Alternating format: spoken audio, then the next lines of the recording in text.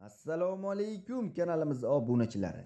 Agarda siz kanalda yangi bo'lsangiz, podpisatsiya va like tugmachasini bosib qo'ying.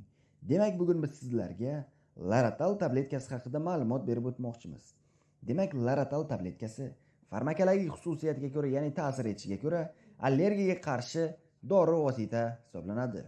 Laratal tabletkasining qo'llanilishi: birinchi, mavsumiy va doimiy allergik rinitda qo'llaniladi. Bundan tashqari, konjektivitni davolashda, Kevin keshishi bilan kechuvchi allergik reaksiyani va gistamin ajralib chiqishi bilan bog'liq psevdo allergik reaksiyani davolash maqsadida, bundan tashqari qichishuvchi dermatozlarda, hasharotlar chaqqandan keyingi allergik reaksiyalar, masalan, ari chaqirib olishi mumkin, chumoli yoki boshqa narsa chaqib olish natijasida kelib chiqadigan allergik reaksiyalarni davolashda va turli etiologiyasi, ya'ni noaniq bo'lgan qichishishlarda, ya'ni qo'llaniladi. Laratal tabletkasini qo'llash usuli va dozalari. Demak, kattalarga va 12 yoshdan, ya'ni katta bolalarga preparatni tavsiya qilinadigan dozasi sutkada bitta tabletkani tashkil etadi. 2 yoshdan 12 yoshgacha bo'lgan bolalarda esa tana vazni 30 kg-gacha, ya'ni bo'lgan bolalarda tavsiya etiladigan dozasi sutkada yarim tabletkani tashkil etadi. Agarda tana vazni 30 kg-dan ortiq bo'ladigan bo'lsa, sutkada bitta tabletkani tashkil etadi.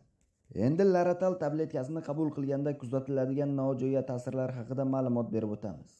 Birinchisi og'iz qurishi, ikkinchisi ko'ngillanishi, bundan tashqari gastritga olib kelishi ham mumkin, ya'ni ko'p qo'llasangiz, va bosh og'rig'i va toliqish va uyquchanlik holati ham kuzatilishi mumkin. Siz, ya'ni Laratal tabletkasini qo'llaganingizda. O'zi mana shu allergiyaga, ya'ni qarshi dori vositalar odamni uyquchan qilib qo'yadi.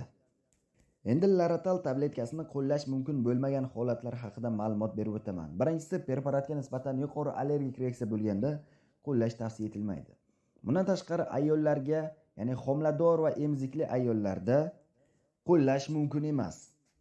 Agarda Laratal tabletkasini qo'llash kerak bo'ladigan bo'lsa, shifokordan so'roqsiz qo'llamang, ya'ni shifokor nazorati ostida qo'llashingiz kerak.